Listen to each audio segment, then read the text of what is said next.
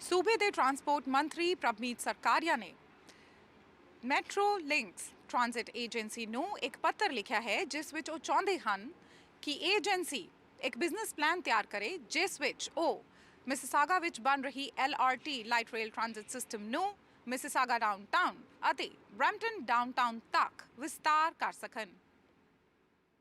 ਇਹ ਜਿਹੜੀ ਅਸੀਂ ਟ੍ਰਾਂਜ਼ਿਟ ਲਾਈਟ ਲਿਆਂਦੀ ਹੈਗੀ ਆ ਜੀ, ਇਹ ਸਾਡੀ ਪੋਪੂਲੇਸ਼ਨ ਜਦੋਂ ਅਸੀਂ ਵੇਖਦੇ ਹਾਂ ਮਿਸਿਸਾਗਾ ਐਂਡ ਪੀਲ ਰੀਜਨ ਦੀ, ਇਹ ਬਹੁਤ ਵੱਧ ਚੁੱਕੀ ਆ। ਅਗਲੇ 2 ਸਾਲਾਂ ਦੇ ਵਿੱਚ ਤਕਰੀਬਨ 1 ਮਿਲੀਅਨ ਜਿਹੜੇ ਨਿਊ ਰੈਜ਼ੀਡੈਂਟਸ ਹੈਗੇ ਆ ਉਹਨਾਂ ਨੇ ਇੱਥੇ ਆਪਣੇ ਅੰਟਾਰੀਓ ਵਿੱਚ ਆਉਣਾ, ਤੇ ਕਾਫੀ ਜਣਿਆਂ ਨੇ ਉਹਨਾਂ ਨੇ ਬਰੈਂਪਟਨ ਤੇ ਮਿਸਿਸਾਗਾ ਦੇ ਵਿੱਚ। ਸੋ ਜਦੋਂ ਅਸੀਂ ਸਟਰੀਟਸ ਦੇ ਉੱਤੇ ਵੇਖਦੇ ਹਾਂ ਟ੍ਰੈਫਿਕ ਆਲਰੇਡੀ ਬਹੁਤ ਵੱਧ ਚੁੱਕਾ, ਸੋ ਸਾਨੂੰ ਟ੍ਰਾਂਜ਼ਿਟ ਆਪਸ਼ਨਸ ਜਿਹੜੇ ਹੈਗੇ ਹੋਰ ਵਧਾਉਣ ਦੀ ਲੋੜ ਹੈਗੀ। ਤਾਂ ਕਰਕੇ ਅਸੀਂ ਆ ਜਿਹੜਾ ਉਪਰਾਲਾ ਜਿਹੜਾ ਹੈਗਾ ਬਰੈਂਪਟਨ ਖਾਸ ਕਰਕੇ ਮਿਸਿਸਾਗਾ ਇੱਥੇ ਟ੍ਰਾਂਜ਼ਿਟ ਨੂੰ ਹੋਰ ਐਕਸਟੈਂਸ਼ਨ ਅਸੀਂ ਕੀਤੀ ਹੈਗੀ ਆ, ਕਿਉਂਕਿ ਟ੍ਰਾਂਜ਼ਿਟ ਯੂਜ਼ਰਸ ਨੂੰ ਹੋਰ ਆਪਣੀ ਜਿਹੜੀ ਐਡਵਾਂਟੇਜ ਹੈਗੀ ਆ ਉਹਨਾਂ ਨੂੰ ਚੋਇਸਿਸ ਜਿਹੜੇ ਹੈਗੇ ਆ ਉਹ ਮਿਲ ਸਕਦੇ ਆ, ਉਹਨਾਂ ਦੀ ਕਮਿਊਟ ਠੀਕ ਰਹਿ ਸਕਦੀ ਹੈ, ਥੋੜ੍ਹੀ ਜਿਹੀ ਘੱਟ ਸਕਦੀ ਹੈ ਉਹਨਾਂ ਦਾ time, they can spend that with their family.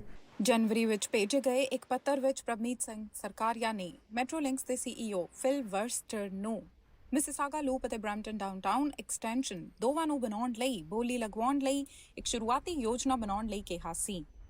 Sarkaria ਨੇ ਕਿਹਾ ਕਿ GTA ਵਿੱਚ ਵੱਧਦੀ ਆਬਾਦੀ ਨੂੰ ਰੋਜ਼ਗਾਰ ਅਤੇ ਆਵਾਜਾਈ ਦੇ ਬਿਹਤਰ ਮੌਕੇ ਮੁਹੱਈਆ ਕਰਵਾਉਣ ਲਈ ਫੋਰਡ सरकार ਵੱਲੋਂ ਇਹ कदम चुकया गया है। इनकम डिले होती है, हमारा बिजनेस डिले होता है बिकॉज कंस्ट्रक्शन। अभी हम कंस्ट्रक्शन भुगत के हटे हैं डाउनटाउन में, जिससे बहुत बड़ा इम्पैक्ट पड़ा हमारे को, लेकिन उसके लिए हमने मिटिगेशन ग्रांट ली है BIA ने खड़े होकर सिटी से, और पैसे अप्रूव हुए हैं, अब वो डिसबर्स होंगे हम सब बिजनेस ओनर्स के अंदर। उस टाइम में क्या होता है कि जब एक एम्प्लॉय को आवर्स नहीं मिलते, वो तो मूव ऑन कर जाता है, वो आज इस फैक्ट्री में काम कर रहा है या किसी और मॉल में काम कर रहा है, किसी और प्लाजा में काम कर रहा है, लेकिन जिनकी यहाँ मॉर्गेज चल रही है या जिनका किराया चल रहा है, हमारे लिए अप्रूव करना इतना आसान नहीं है। ਹਾਲਾਂਕਿ ਇਹ ਸਪਸ਼ਟ ਨਹੀਂ ਹੈ ਕਿ ਵਿਸਤਾਰ ਦੀਆਂ ਯੋਜਨਾਵਾਂ ਹੇਜ਼ਲ ਮੈਕੈਲੀਅਨ ਲਾਈਨ ਦੇ ਉਦਘਾਟਨ ਨੂੰ ਕਿਵੇਂ ਪ੍ਰਭਾਵਿਤ ਕਰ ਸਕਦੀਆਂ ਨੇ।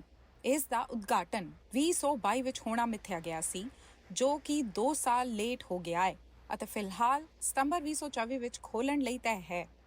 ਸਰਕਾਰੀ ਅਨੁਸਾਰ ਕਿਸੇ ਵੀ ਕੰਸਟਰਕਸ਼ਨ ਦੇ ਕੰਮ ਵਿੱਚ ਦੇਰੀ ਦਾ ਪ੍ਰਭਾਵ ਉਸ ਖੇਤਰ ਦੇ ਵਪਾਰਾਂ ਅਤੇ ਉਹਨਾਂ ਦੇ ਕਰਮਚਾਰੀਆਂ ਤੇ ਪੈ ਸਕਦਾ ਹੈ, ਅਤੇ ਜੋ ਕਿ ਬਰੈਂਪਟਨ ਡਾਊਨਟਾਊਨ ਦੇ ਵਿਸਤਾਰ ਵਿੱਚ ਵੀ ਹੋ ਸਕਦਾ ਹੈ। ਜਦੋਂ ਵੀ ਅਸੀਂ ਟ੍ਰਾਂਜ਼ਿਟ ਬਿਲਡ ਕਰਦੇ ਉਹਦੇ ਵਿੱਚ ਆਬਵੀਅਸਲੀ ਬਹੁਤ ਵੱਡਾ ਇੰਪੈਕਟ ਪੈਂਦਾ ਜੀ ਆਪਣੇ ਲੋਕਲ ਬਿਜ਼ਨੈਸਿਸ ਦੇ ਉੱਤੇ ਜਾਂ ਕਮਿਊਨਿਟੀ ਦੇ ਉੱਤੇ। ਇੱਕ ਨੈਟ ਬੈਨੀਫਿਟ ਹੁੰਦਾ ਵੀ ਅਸੀਂ ਉਹ ਜਦੋਂ ਕੰਪਲੀਸ਼ਨ ਹੋ ਜੂਗੀ ਉਹਦੇ ਵਿੱਚ ਬਹੁਤ ਵੱਡੀ ਗਿਣਤੀ ਦੇ ਵਿੱਚ ਟ੍ਰੈਫਿਕ ਜਿਹੜੀ ਹੈਗੀ ਉਹ ਵੱਧ ਜੂਗੀ ਉੱਥੇ। ਉਹਦੇ ਟਾਈਮ ਦੇ ਵਿੱਚ ਸਾਡੀ ਮੈਟਰੋਲਿੰਕਸ ਦੀ ਟੀਮ ਉਹਨਾਂ ਨਾਲ ਜ਼ਰੂਰ ਸੰਪਰਕ ਕਰੂਗੀ ਵੀ ਅਸੀਂ ਕਿਵੇਂ ਉਹਨਾਂ ਦੀ ਸਪੋਰਟ ਕਰ ਸਕਦੇ, ਕਿ ਉਹਨਾਂ ਦੀ ਜਿਹੜੀ ਐਡਰੈਸ ਇਸ਼ੂਜ਼ ਹੈਗੇ ਆ ਉਹਨਾਂ ਨੂੰ ਐਡਰੈਸ ਕਰ ਸਕਦੇ ਆ। ਬਰੈਂਪਟਨ ਡਾਊਨਟਾਊਨ ਵਿੱਚ ਕਾਰੋਬਾਰ ਚਲਾਉਂਦੇ ਪਿਊਸ਼ ਗੁਪਤਾ ਦਾ ਕਹਿਣਾ ਹੈ ਕਿ ਕੰਸਟਰਕਸ਼ਨ ਦਾ ਮਤਲਬ ਤਰੱਕੀ ਅਤੇ ਵਿਕਾਸ ਤਾਂ ਹੈ, ਪਰ ਨਾਲ ਹੀ ਇਸ ਦਾ ਪ੍ਰਭਾਵ ਕਾਰੋਬਾਰਾਂ ਤੇ ਡੂੰਘਾ ਹੁੰਦਾ ਹੈ, ਜਿਨ੍ਹਾਂ ਦੇ ਵਪਾਰ ਵਿੱਚ ਘਾਟਾ ਵੀ ਹੋ ਸਕਦਾ ਹੈ। ਗੁਪਤਾ ਅਨੁਸਾਰ ਜੇਕਰ ਇਹ ਯੋਜਨਾ ਸਿਰੇ ਚੜ੍ਹਦੀ ਹੈ ਤਾਂ ਅਹਿਮ ਹੈ ਕਿ ਸਰਕਾਰ ਵਪਾਰਾਂ ਨੂੰ ਉਹਨਾਂ ਦੇ ਘਾਟੇ ਲਈ ਮੁਆਵਜ਼ਾ ਦੇਵੇ। कि जो लोग कंस्ट्रक्शन के टाइम पे इफेक्ट हो रहे हैं, उनकी आप पिछले 2 साल की 3 साल की GST रिटर्न्स देख लो। जिन्होंने रिटर्न्स फाइल की हैं बिजनेस की, जो रिटर्न्स उन्होंने फाइल की हैं उसके बेस पे उनको कंपनसेट भी करो। जहां आपका 10 मिलियन का या 1 बिलियन का खर्चा है, उसमें 1-2 मिलियन, 1-2 मिलियन जितनी भी यहाँ पर जो इकोनॉमिक इम्पैक्ट होएगा उसको इन्फ्लेशन को फैक्टर करते हुए, नंबर ऑफ ईयर्स को फैक्टर करते हुए उनको महीने का उनको फंडिंग देनी शुरू करो, ताकि we are all small business people. अगर हम कोई एम्प्लॉय नहीं रखेंगे तो हो सकता है एम्प्लॉय कहीं और जॉब कर ले, लेकिन जो हमारे बीवी बच्चे हैं, जो मॉम एंड पॉप शॉप्स हैं, जो स्मॉल शॉप्स हैं, उनको खर्चा कौन उठाएगा, उनको मॉर्गेज कौन देगा? तो कम से कम हम अपने आप को सस्टेन करें।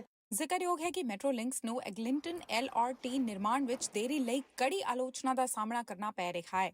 ਇਸ ਦੇ 2020 ਤੱਕ ਪੂਰਾ ਹੋਣ ਦੀ ਸਮਾਂ ਸੀਮਾ ਸੀ, ਪਰ ਗੁਣਵੱਤਾ ਨਿਯੰਤਰਣ ਮੁੱਦਿਆਂ ਸੰਬੰਧੀ ਸਵਾਲ ਹੋਣ ਕਰਕੇ ਕਈ ਵਾਰ ਇਸ ਪ੍ਰੋਜੈਕਟ ਵਿੱਚ ਦੇਰੀ ਹੁੰਦੀ ਰਹੀ ਅਤੇ ਇਸ ਦਾ ਬਜਟ ਵੀ ਵੱਧਦਾ ਰਿਹਾ।